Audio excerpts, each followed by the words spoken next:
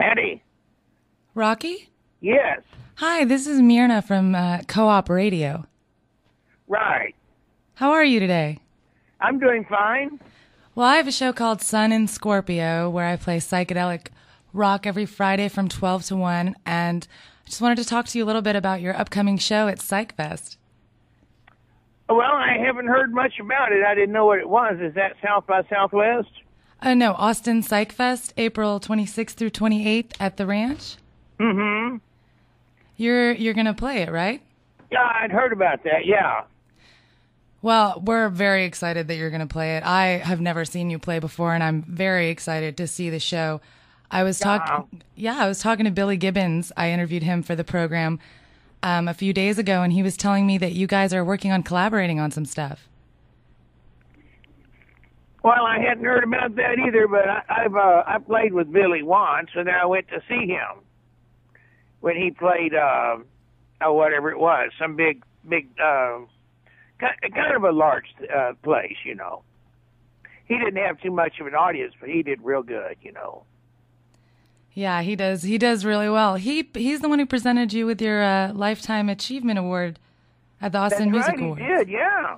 Yeah, how was that? That was 2008, right? Yes, I still have that. I have a bunch of them, yeah. Well, you've had quite an effect on Austin and on psychedelic rock, so you're deserving of all those awards. Right, right. So how does it feel to record stuff now versus when you first got back into the scene, when you first started Rocky and the Aliens? How does it feel now to be playing and working? Well, I have been trying to take it easy, and I have been, you know. And I would actually, some of these places I play in, boy, they were got to be it. I wouldn't even know their name, you know. Yeah. Which it sounds kind of right, you know. But I had lots of help and everything. Well, so, yeah. Well, tell me a little bit about what you'll be playing at Psych Fest. Will it be a mix of old and new, or what kind of sets are you doing now? Well, I've been reading a lot, and I've been listening to a lot of music on the radio, you know.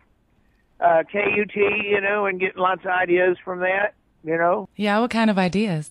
Oh, you know, just ideas for songs, you know, and ideas for maybe a book or something like that, you know. I wrote a book of literary poetry called Openers.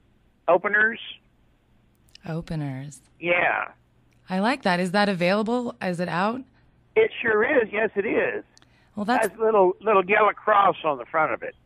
That's exciting. I will definitely have to check that out. So how are you? You've been spending your days resting and working?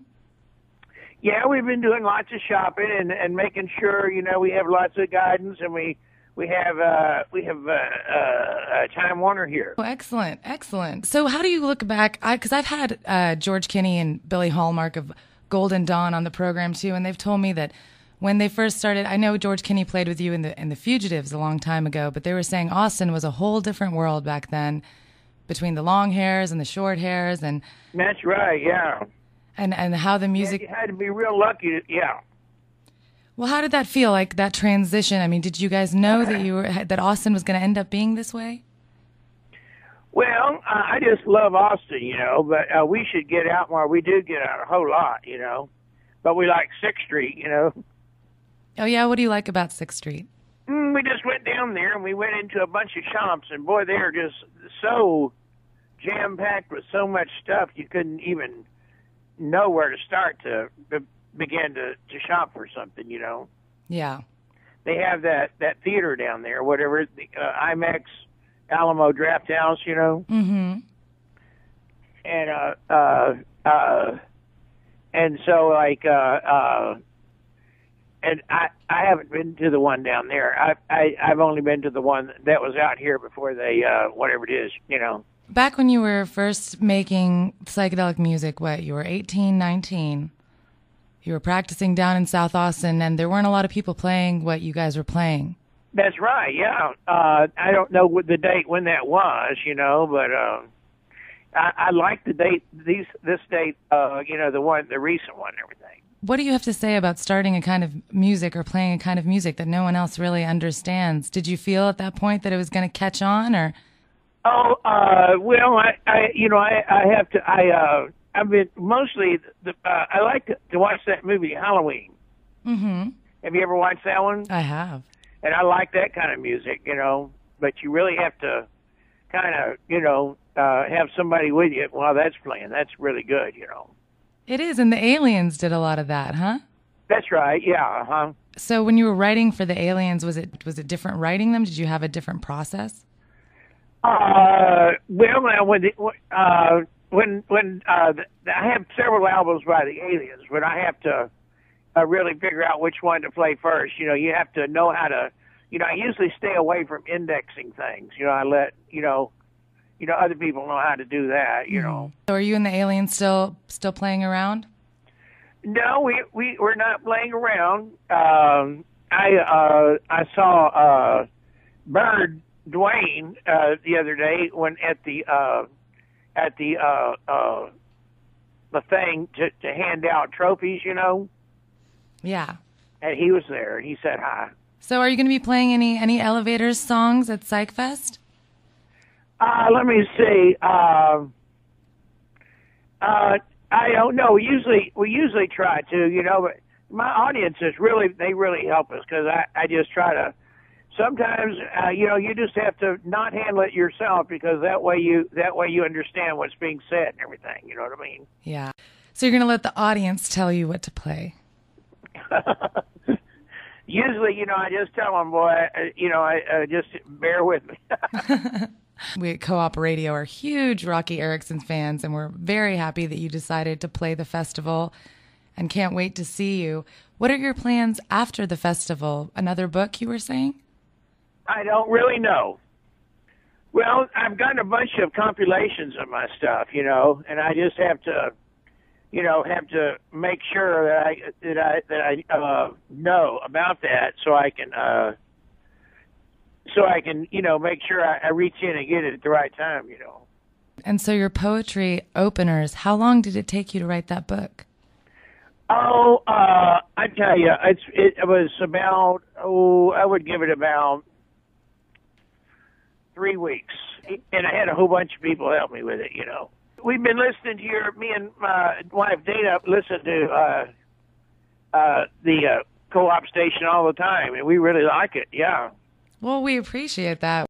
So you've been collaborating with some other bands, with Mogwai. You were on a track with Mogwai. Now that was a hard one. Yeah, they had me learn this one song, and it was some kind of strange song, "The Devil Hiding Behind the Bushes" or something, Yeah. And then they came up and says, "Well,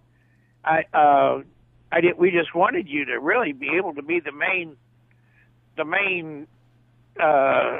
actor in our thing here, And I said, "Well, I'll keep trying." They said, "Well, we sure thank you, everything." But boy, that song I don't know how long it was. You know what I mean? You've played with the Black Angels as your backing band too, Austin's Black Angels. Yes, that had to be familiar with them, And then another one called Ackerville River. That's right, yeah. Whether you try or not, you are this pioneer that everybody in town wants to play with. Whether you're out there or not, does that make you happy?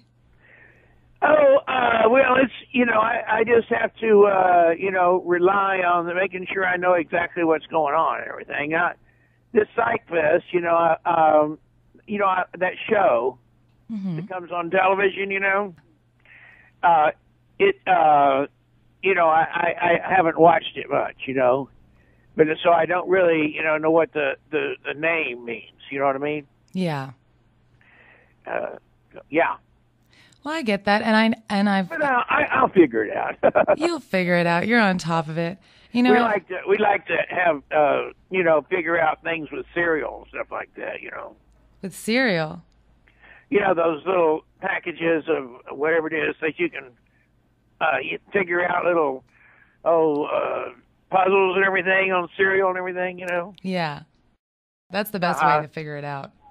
Speaking of old Austin, you dropped out of high school a month early.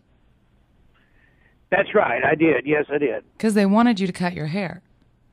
Yeah, or something like that, or they it wasn't. They were saying that I had long hair or something, or that maybe other people wanted to grow long hair, or they didn't know if they're supposed to have that or not.